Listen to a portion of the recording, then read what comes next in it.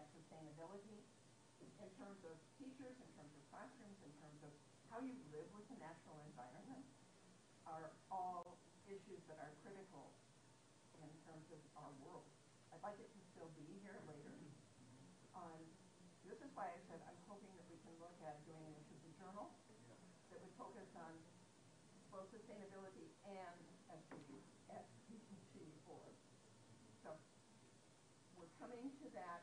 It means different things in different countries. So that's always a challenge, as I'm sure you found out. Thank you. And thank you all very much.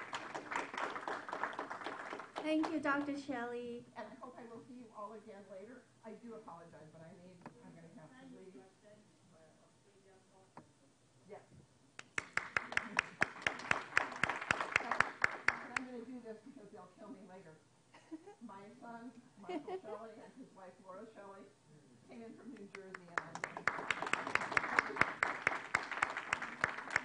they can't kill me until I get out of here. Thank you all so much. Thank you so much. A wonderful Have a safe trip. Thank you. We'll see you around the world. Yes. At the conference. Definitely.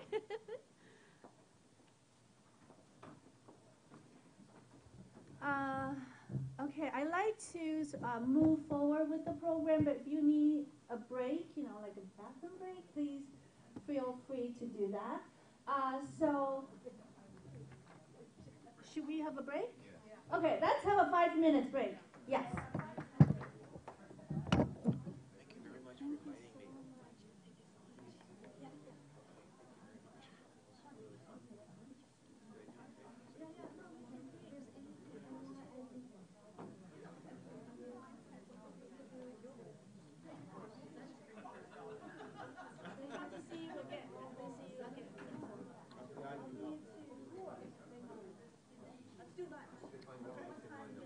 Yes. We have to make it happen.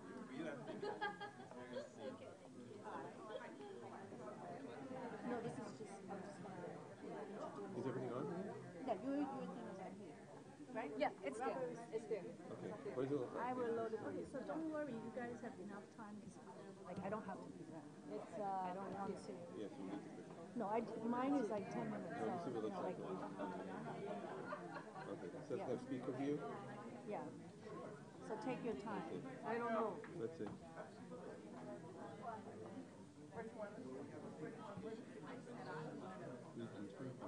This is like a pretty old. This old version, yeah. Okay. All right, so I'll bring my notes up. It's all right.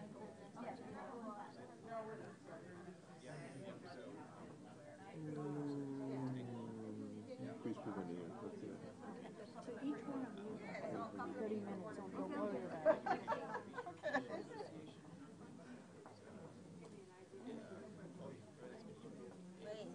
Yes, of course. Let's take a picture together. Do that. Let's see what happens. Well, you need 2 monitors. Yeah, but sometimes it allows you to do this. Yeah, you need to. Oh, I know what you.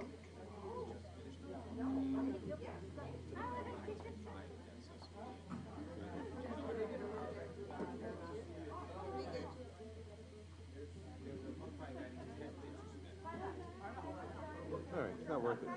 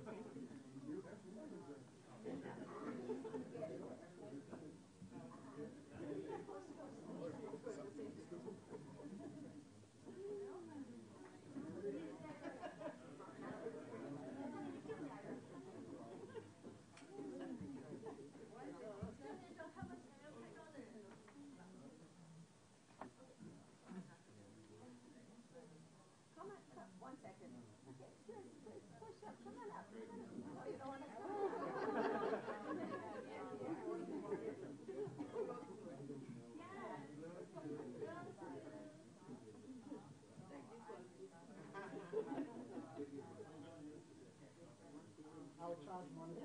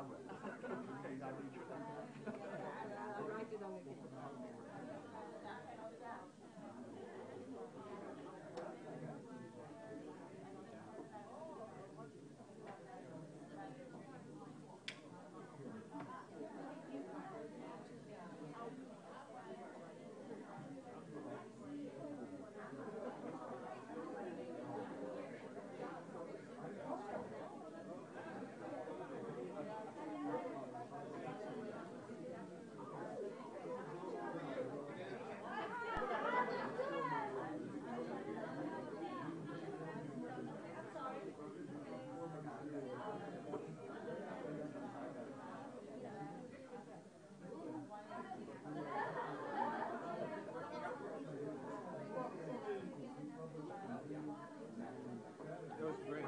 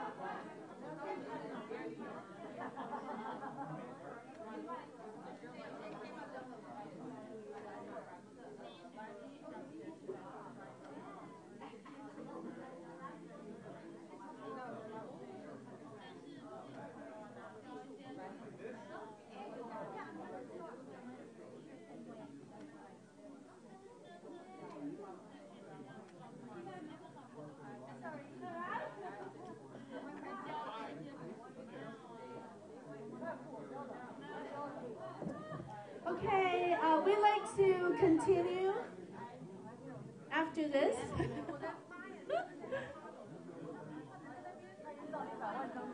Huh? Andre, you're popular. You're too popular. You will never get out of here.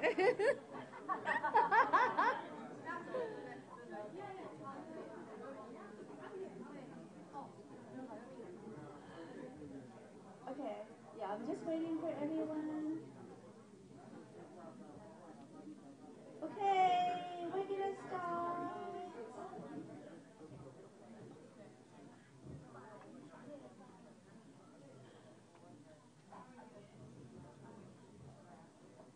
All right, so I like to move forward with the program because we have more speakers and I don't want you to miss any one of them.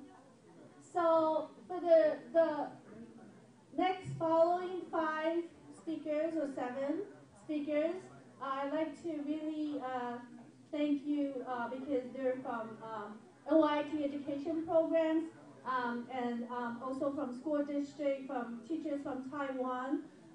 So it's not like a panel discussion, but it's going to be workshop. So the title is A Global Lens to Teacher Preparation, Shared Knowledge and Advocacy in Using ICT to Ensure Inclusive and Equitable Quality Education and Promote Lifelong Learning. So we're going to talk about a lot of evidence-based, transformative kind of pedagogies that you can bring back or we could, kind of brainstorm to come up with the solutions in these countries. As we know, teacher preparation is most important. We would also touch upon like multilingual, culturally responsive teaching and leadership, and also design thinking. So I'd like to, with your support, is everyone listening? Thank you. Eyes on me. Thank you. Okay, so first, I'd like to introduce Dr. Robert Pearson. He has been superintendent at a very high performing school in Long Island, and also he's now a professor in our education program at New York Institute of Technology. So that's welcome, Dr. Pearson.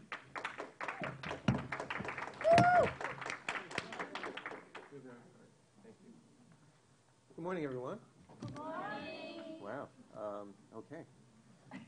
That's a little intimidating because you're actually listening to what I'm saying. So I will start by following up with Dr. Enriquez's discussion this morning. I did the genealogy. I did the test of ancestry, and I came out remarkably boring. I'm like 99% Eastern European and 0.3% something from Central Asia, maybe Siberia. So what this means is that my folks really kind of stayed together, but there was one really crazy night. So that's my story. I'm going to talk a little bit about sustaining excellent education, effective education, and I'm going to talk about it through not so much the lens of engaging and establishing and training teachers, but rather retaining great teachers. And in this regard, it follows this quote, which is, teachers are most important professionals in a country that wants to invest in the future. I guess very few of us would argue with that. And I want to talk with you today about 4 things. One is how to retain the best teachers, and we'll talk about the factor of teacher attrition. We'll talk a little bit more about what it means. We'll talk about some traditional remedies for this, from some remedies that are in the research and the literature about how to retain teachers. And then we'll go a little bit more afield and talk about some different ways of retaining the great teachers by engaging them in a learning community. And then try to put it all together at the end. I'm going to ask at a couple of points that you chat among yourselves so you don't listen to me all the time. So it's kind of community participation. And let's talk about this. So it is not just a local problem here, but retaining the shortages of teachers occur across the world in all kinds of developed societies, and even where teachers are trained and there is a steady stream of supply, there seems to be a never-ending battle to retain the best teachers. So what happens is that there are what we call leavers, movers, and shifters. Leavers are the people who come to the profession and then leave suddenly after 1 year, sometimes months, sometimes several years. Movers are those who leave and go on to different professions. So they've entered teaching for one reason or another, and we'll talk about that. They move on to another profession. And there are shifters. There are people who are engaged as teachers. They become teachers. And although they stay in education, they leave to go from one school to another, one place to another, and so they shift around constantly. The analogy here is that it's like trying to fill a bucket that has holes in it. Every time you put some water in, some water leaks out. And so the net result is that you're constantly trying to provide new teachers. And this churn creates problems for us. And I'll give you two examples. It's sometimes very hard to link teachers leaving and moving out of the profession or the different schools to student achievement because there are so many factors that go into what makes a student achieve in school. But there are at least a couple of studies that we came across. One here in New York City which talked about students in grades with higher teacher turnover receiving lower grades on standardized tests. And similarly in England, students who had the most teacher turnover as they exited high school performed less well on their exit exams.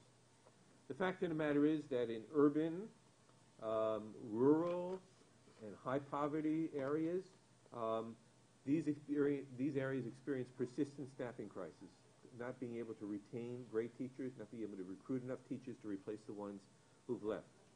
And turnover, as you can imagine, is very disruptive. It creates problems within the school, it disrupts communication, it disrupts the ambiance of the school, the atmosphere of the school, the climate of the school. It creates problems with collegiality because you don't know who's there and who's not there. You lose the institutional wisdom of those who've been there the longest. And it makes real planning and knowing who's going to execute those plans very difficult. And it drains resources from other things because as you're working to train new teachers, you're taking resources away from somewhere else. So I want to talk a little bit about what happens in this country, in the United States. And the figures are pretty frightening. And these are conservative numbers, so there are estimates that are even higher, but we'll take these. 8% of our teachers leave the profession every year. 2/3 of those who leave for reasons other than retirement. People think generally, well, if you're leaving, it's because you've been a teacher for a number of years and now you're ready to do something else. In particular, these fields suffer the most. Math, science, special education, teachers of English as another language, and world languages. These are likely, teachers in these areas are more likely to shift or leave. We already have a shortage of skilled science and math teachers, so it makes that problem worse. Turnover rates are also highest in areas of schools serving the highest percentage of students of color. By the way, teachers of color have higher turnover rates. So even though we've done a great deal to recruit a diverse teaching force, because so many leave, the net impact is marginal. And turnover is expensive. So one estimate says that every teacher you replace costs you $20,000 to train, to bring into the school, to provide materials and resources for, etc. This is what it looks like, actually, in our country. This is the latest figures from the National Center for Education Statistics.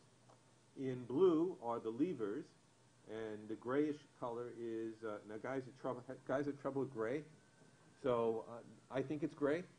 You might say it's blue-gray, but it's gray to me. But altogether, look at the total. So, and this has really been a consistent problem.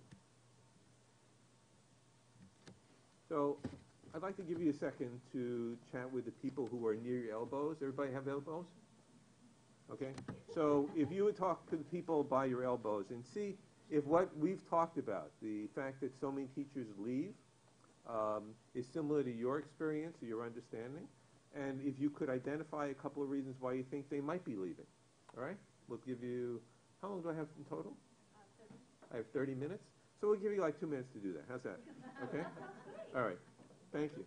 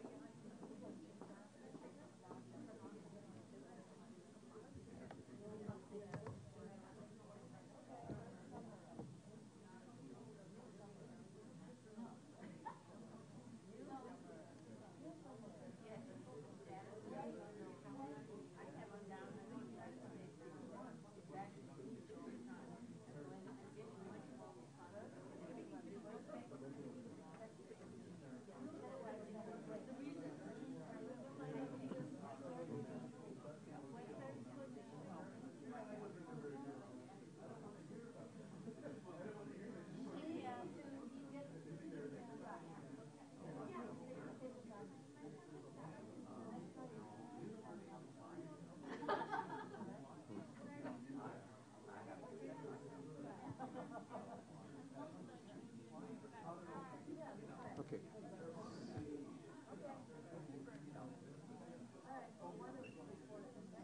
Okay. Well, so, in your view, why is it that we have this constant churn, that teachers coming in, teachers leaving? Why do teachers leave? Yes, sir. All right, there's one aspect is that teachers is one of the most isolating professions. So they feel cut off from their peers. They're looked at differently from the community. The community does not respect the motivation that brought them into the classroom. So it's like them and the world that they're still trying to teach children. Thank you. Yes, sir. Another reason is political.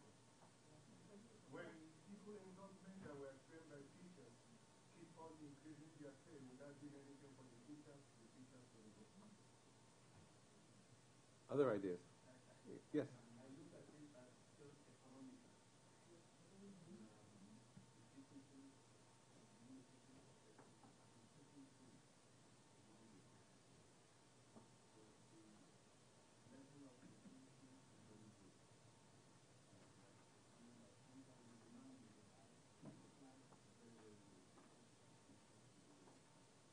Thank you for that.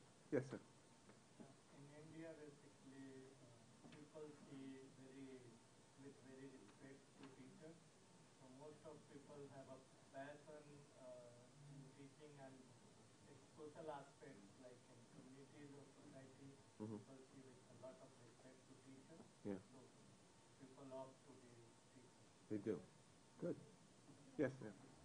Sometimes educational institutions don't have a good structured curriculum that entices teachers to stay and encourage teachers to continue to be interested and excited about being a teacher. Yes, sir. Yes, twofold. One is that providing the environment for them to actually do their job is something that's becoming more and more difficult. The environment alone is something, and also the loss of status. Like they said, teachers used to be really a valuable and respected job, and as they lose that aura, the kind of why am I working for so low? And if people are not even paying attention or respecting what I'm doing. We'll go this way, and that way, and that way, and that way. The lack of support. I find something interesting. You mentioned the structure of the curriculum. Here in New York, teachers often feel too structured, where they cannot express their creativity, and they want to move on. Yes, ma'am. Yeah, I think a lot of it is what motivates the teacher to continue teaching in that profession. There are several factors. It could be a good pay, it could be being appreciated by the community, or it could be the enabling environment where they work. So some of the challenges in countries like Uganda, in Africa, in the rural area, teachers come to teach, but worse dressed than some of the students in the upper classes. Some of them wear they call it in Laos attire of the car as shoes when other kids have shoes. So your self-esteem of the teachers are being lowered. And besides that, they are not being paid. Sometimes they go months without being paid, and nobody cares about it. And so their motivation, the original motivation, my dad was a teacher, he was respected. And he did his job not because of the salary, but because he enjoyed doing it. And they don't have that anymore. Do you have a comment? Yes.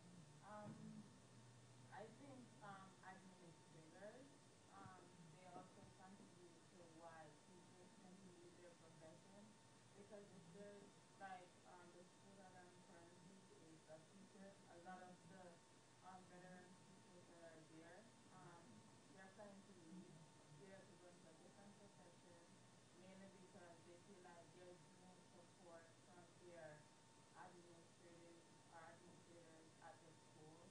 So, and if it's not, and if there's not a collaborative relationship between your supervisor and yourself, then your work environment is not going to be a comfortable place that you want to be. Thank you. So, yes. Yes. Here in the American classroom, I've seen over the years a shift. The control has been more the children and the parents and the administration with directors. So the teachers are kind of sandwiched in the middle, and they don't even have a role anymore. But where they have to appease the children and their families, because there's always some sort of grievance, and then they have pushback in that. At the same time, they have the bureaucracy that runs to teach the test and to be evaluated on their performance in the classroom, which the performance is whatever they're teaching sometimes is not even being enforced in the home. So it's become where the teachers are really what is their role? Kind of caught in the middle. Caught in the middle. Enough? So all the wonderful new theories of organizational development, none of those have made it into the school system. Because organizational development will tell us that for any career, the professionals have to see a clear career path and a trajectory of growth. If you're a teacher, I can be a science teacher for 20 years and still just be if I'm lucky, I'll see some pay raises, but there really isn't a trajectory to say, after 4 years, I get promoted to this. After 7 years, I can get promoted to that. So none of the theories of organizational development have really made it into the education. Thank you for all the contributions. Basically, that was what I was going to say, so take care.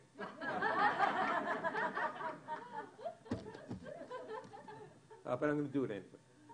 But really, it's remarkable.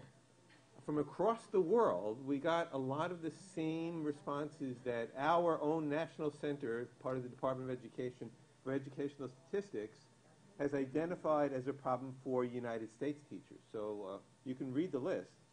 Dissatisfied with testing, dissatisfied with accountability, lack of administrative support, dissatisfied with teaching assignments, lack of involvement in school affairs, opportunity for advancement, dissatisfied with working conditions, and personal and financial issues. So we've really kind of interestingly covered that thoroughly. Salaries in the United States, this is no shock to anyone who's worked in American education, but American teachers are underpaid when compared to teachers in the nations that we compare ourselves with. In addition, the United States pays its teachers on average 60% of the salaries that would be given to similarly educated professionals. And that has not gotten better.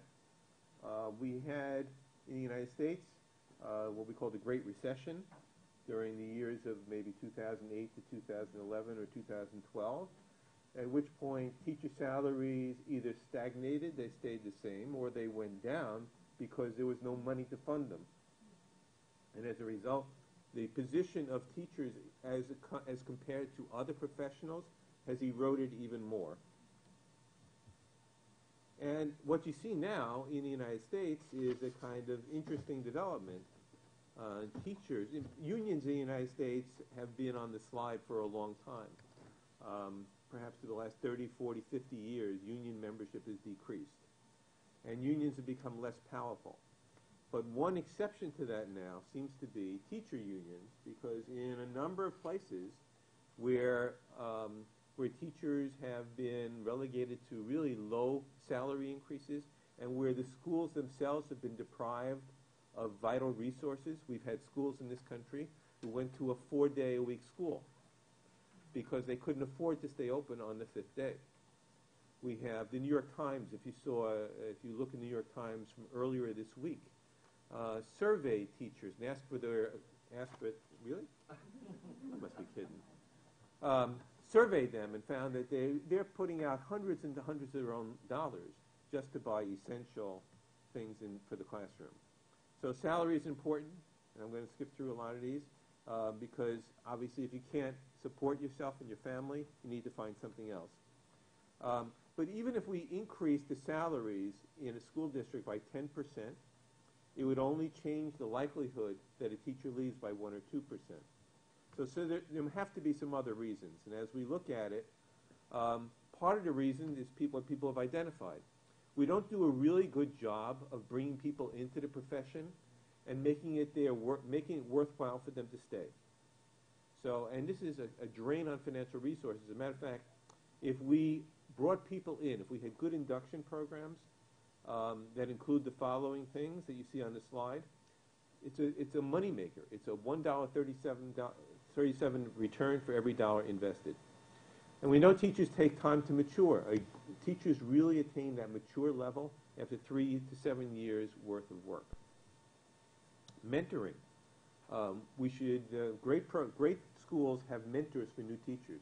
They assign them, they give them a mentor who gives them an opportunity to talk with somebody in the profession, to gain their knowledge, to get feedback, to get non-judgmental feedback that won't affect how they're evaluated, and help them learn about what the school offers.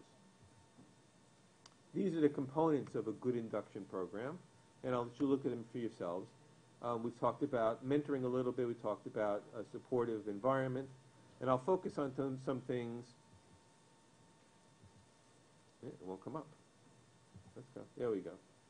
I'll focus on a lot of things here. For example, things in blue that if you're in a school, you can't do a hell of a lot about. If the state has a law, the country has a law saying you must test children, if you don't test children, you violate the law. If you don't provide salary increases as a building person, as a leader of a school building, you may not have any influence at all on salary. You may have a tight budget, so you can't provide a lot of the resources that people would want. But there are a couple of things highlighted in green that you can work on as a school leader that have very little to do with money. And those are the two things I identified: lack of administrative support and lack of input in school affairs. So to engage teachers and to, we've talked a little bit this morning already about the importance of finding meaningful engagement, of feeling part of a community. We are naturally born meaning makers. We look to establish social ties with people, and we look to be engaged with others socially. And that means there's a certain level of teamwork that has to be involved. And good leaders promote teamwork. Teamwork is involving people in the sense that they have a moral purpose. Like the person who just mentioned that their dad was a teacher, not because of the money, but because they felt a commitment that this is a calling, this is something they had passion to do. So it's partly that, and it's partly doing things the right way, leading with integrity, making people feel that they're part of a good organization that values them and has good and returns good value to the community, to link the heart and the mind. And to do that, positive relationships are essential. So we'll skip the turn and talk. I'll do it myself. So what do you think? What do you think is involved in it? I'll tell you. Okay. Part of that, and people hinted at that when they were answering the first question, is you have to develop trust. Trust in an organization is extremely important. And leaders do that by showing care and concern for others, by having commitment to a shared vision, to making that vision real, so it's not just an abstract group of words, and by bringing people into the school in a very conscious and explicit way that shows them that we really live up to our commitments, that we value some things, and this is what we do on a daily basis. And the last bullet is particularly important. I was a new teacher at one point, and I thought I knew it all until I actually got to my first classroom. And then you learn that you make a lot of mistakes in those first years. So tolerance of mistakes is a key element. Setting goals that are meaningful and reasonable, sort of like the Goldilocks syndrome. You know, this one is too hard, this one is too easy. Finding the right goal for everyone and the right goal for the school as a whole is part science and part art. And one has to find the right level of challenge. So one of the things that I talk about is allowing people to find a 15% solution. So if you have a tough goal, don't try to achieve it all in 1 year. Don't try to achieve it all even maybe a couple of years. Accept incremental progress towards the goal, 15% at a time. Be flexible, because our kids change all the